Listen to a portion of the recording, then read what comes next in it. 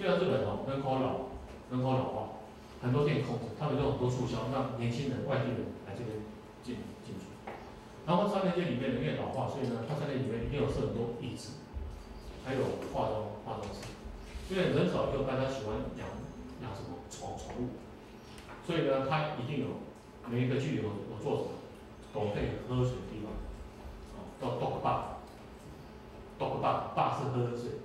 然后呢，每个一段一条街有个公园，公园一定会做个铁栏子，铁栏杆往里面叫做 dog run， 狗可以去跑。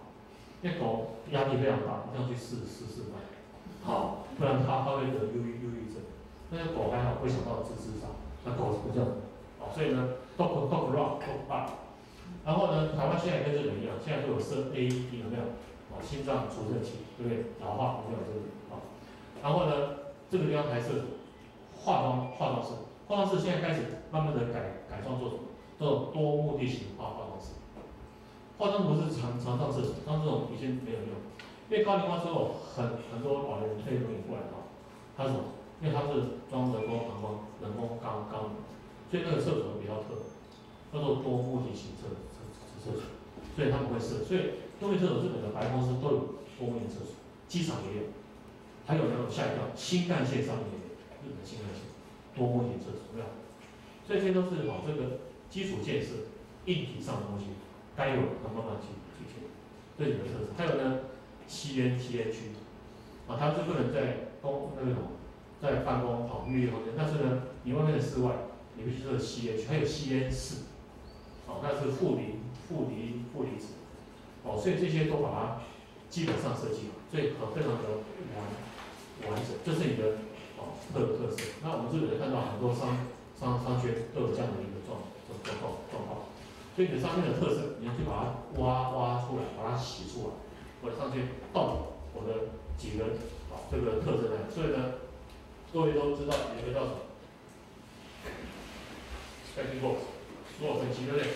这个一般我们在分析都会讲这个 S 是强对不对？W 弱，这个 O 机会 T 危险，这个属于内部，这个属于外部。这个强跟弱你自己知道。那机会跟危险是从外部来，所以这个时候呢，你就要去考虑一些事情，如何呢？怎么样做呢？你要去定义的话，如何对照加减乘这样的概念，怎么样呢？你的优势尽量去强化，去增加；你的弱点呢，尽量怎么样去减少。机会点能不能去倍增，去抢机会？因为机会是有点准备好了，对不对？你的危险能不能去排除，去减半？所以呢，你所有的分析，依照这种加减乘除数学的算术的这种理论下去，还是有机会。所以找出自己的真正的，我刚才提到特色，你什么地方比别人好？然后在日文有的是叫。日文上这个东西，日文字有叫成语叫一点好，你只要有一点是非常好的，你就可以赢人家，只要一点就好。你要找出自己的特色，那一点是在什么地方？那这东西就变成口碑，就是你的竞争力就会出来。好，那从目标设定，一直到个别有这种 VIP 的1对1的。还有那种基本资料库，还有比较细致的服务。因为日本的服务都比较细，因为日本过去呢会有这种概念，因为日本以前是穿和服都手工做，所以日本从古时候就是这种很细致。那日本的餐饮呢，不是吃饱，是用点心怎么样欣赏，所以会比较怎么样，比较细致。所以我们的服务可不可以这样做？那服务业就是要这个心，要效，要能够去让客人怎么样感得动。所以如果看日本的服务人员，你跟他讲太低是在你旁边一定是侧头第一是这样子。日本的收银机有没有？没那么高，都放得很低。为什么？收银机放很低，为什么？打收银就要怎么样？要弯腰，所以他打工要按处在低嘛，有没有？这种硬体去控文字。啊，甚至呢，日本的服务啊，那各位如果常去日本旅行就知道，日本服务你要什么他会蹲下，目的是什么？他的头不能比你还高，因为以客为尊嘛，所以呢，你做的时候他一定是蹲下，头一定比你低，有没有？那日本餐饮业现在更狠。在很多年前，日本的居酒屋和西用餐，他服务你这种柜子，两栖柜子。哦，那以后呢，日本如果大家重复柜子后，可能以后台湾跟日本比，只能这样子。我们在合照怎么样？输了不输这，日本都会改动，输给台湾，台湾比他还厉害，对不对？有没有这一天？哦，我们那我是不知道，不过这个是比较超多。如果我们要趴着日本，搞不好要不输台湾，看他们可以闯哇，那就完蛋，伤害。好，区域性的行销，我们要因地制宜，所以英文叫 relevant， 这很重要。所以呢，我们商圈有各个不同的特色，我们区域性的特色在哪里？区域性的行销，我们就要把它发挥出来。像 7-Eleven 以前的区域行销哈，最早78年的时候。那时候成本最好、营业额最高的店在高雄长庚，曾经有评价过，那个是7-Eleven的业绩最高，一天27万，民国78年，5台收银机，而且不是24小时，为什么可以那么高？因为它很多东西是卖医院的东西嘛，医院东西让单价怎么样？高，所以它营业额高，对不对？所以区域性去行销，所以我们在不同的这个发展协会也好，社区也好，或是商业。你要去找什么东西可以去把它怎么样变成我们的区域性来做营销。最后呢，这个我们也就基本上做网络的行销这个问题，就不会那么大。好，那这边看一下顾客服务，你要怎么样培养顾客、维系顾客跟固定那固定顾客英文叫 FIT， 或者是 FIT， 把我们的课程固定住。那这边有个 database， 顾客资料库，这个非常重要。那现在是网络时代，你有顾客有没有？这个就非常好用。有手机，我就可以做发简讯，对不对？现在还有 Facebook， 这些工具非常多，怎么去活用？为什么做这些比较科技的东西 ？QR code 有没有？那个很多贵宾卡有没有？我们上圈路开发贵宾卡，这边可能再加 RFID 无线色识别系统，有没有？这种东西有没有？那用这些东西吸引谁？吸引年轻人还是老年人？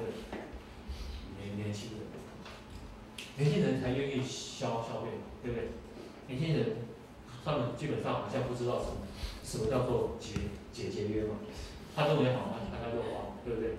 对不对？所以呢，商圈要年轻化，开发年轻人客。好，那你这种东西科技化的话，服务业要科技化、国际化。那国际化结果，我们商圈如果跟得上这个潮流，外国观光客会增加。那政府在推所谓的观光被变成计划，对不对？你看我们最近几年中国大陆客非常多，日本客也很多。日本客一年来差不多快200万，以前大概是129万、130万，今年就越来越。所以呢，观光客是个很重要，无烟囱的一个沟通。所以呢，针对观光客一定要用这种一些科技的东西，因为它还有 WiFi 这东西，我们店怎么去提供这样的一个附加价值的服务？那这样的话容易怎么样？顾客怎么样？CS 顾客才会满意。换到顾客来这边就觉得不方便，他就没有兴趣。那方便之后，他赖个半天怎么样？他 Facebook 到处很多他的朋友会知道，这样传递速度会比较快，对不对？所以有时候呢，你用文宣打这个广告不一定有效，还有这种用这种链接的手法，那个效果可能会比较高。好，日本的商圈已经也非常的新鲜，他们现在很多 TMO 也好，他们日本比较团结，他们的商这个地方比较这个值得人家借鉴，因为他们是属于团体动物，不是说个人做个人。那日本我们最厉害是我们先不讲商圈日本有一种，日本说那个乡下那个基本上一个村一个镇剩下不到2000人，不到2000。这种地方怎么让它让客人可以增加到100万？在日本九州有一个很著名的地方叫做汤布院。可能如果台湾有观光团会去汤布院，它被名叫卢布院。那在大分县这边过来那个地方人口老化，它大概只有大概2000人不到。那汤布院的优势是什么？第一个，它附近有个观光的景点叫做金陵湖，然后那边很多那个名胜古迹，这是以前是基本上先有，但把它的动线怎么样串起来，然后从那边切入的是那边有一个农会，日本叫做农协。那农协因为日本很早加入 WTO，跟台湾一样，日本农产品的自给率不到40%，跟台湾一样大概30几%，自给率。所以那个地方的农协他们就那个一起合作，有办法把东西怎么样直接卖给消费者，他们就推了一个叫做直卖所。直接贩卖的场所，所以农民呢，他们就在那个附近的那个产业道或者他们的交通便道上面，他就设了很多直卖所，就是一个纱网，做出来，然后呢，他把采收的东西放上面，然后车子进来，把纱网推开，桌子上农产品上面呢有很多农家，上面摆的什么？他的照片，他的姓名，然后农产品摆上去，价格排在那边，下面是个投币箱，这是最新鲜，早上采收的，它一排都是这样做。那花莲中很多出现，这个东西够新鲜，而且东西农民自己种，而且没有透过中间的剥削，所以呢很新鲜，他们就开始，因为它的基础建设、交通做得很好，所以慢慢的，然后那个农民他没有聪明，想到说，这样做的话，倒不如就把那个生产量增加，他们做一个农家的餐厅。农家餐厅他们叫什么？农家的饮食店，做成农饮。那农饮做下去以后呢，就发现说，他们把他们自己采收的东西变成自助餐，自助餐他们就把它取名叫什么？叫做自然食，天然的食品，对吧？然后餐厅前面呢，它就是农家自己把食材然后做自助餐，就是做成类似的他们就叫蔬食餐。那英文叫vegetarian。然后呢，餐厅前面又摆了很多农产品，用完餐顺便买回去，怎么样？这样农民的效益就增加。那同时呢，这个有些农家他又开始建立什么？建立所谓的农活叫农村宿舍。农村宿舍跟那个民宿不同，民宿叫国民宿，那他们就法令松农村宿。那农村宿就是说，农民一天只接待一组人家，那个是做体验。那我那时候我有去出国，那一天接待一组，我那时候是跟农会总干事他们进去住，3个人一组去了以后就是体验农家，到了以后呢很乡下，然后我们就去了以后东西放下来，不能休息，要带你去怎么样？去田里面采，因为晚上吃的东西要去采。那采完回来洗了以后不能休息，又去砍那个柴，晚上洗澡，砍完柴回来批一批，要休息不行，他说现在叫你做味噌之后以后，那叫你做酒，米酒，那差不多快6点，那你不行，你休息，他把它早上做完以后呢，晚上那个星空下，万里星空，那个农工都70、80岁，酒窖里面拿出酒来，日本其实是一样，大家喝。真的体验到日本的农村。那早上呢，他们很早就起来，然后呢，主要是吃日本的那个煎鱼啊，一个蛋啊，纳豆这些味噌汤。到早上8点吃完饭，送你走，5000块日币。那一天接待一组人2个、3个、4个、5个，对不对？所以农民呢没有什么不良嗜好，所以他赚的钱都是蠢。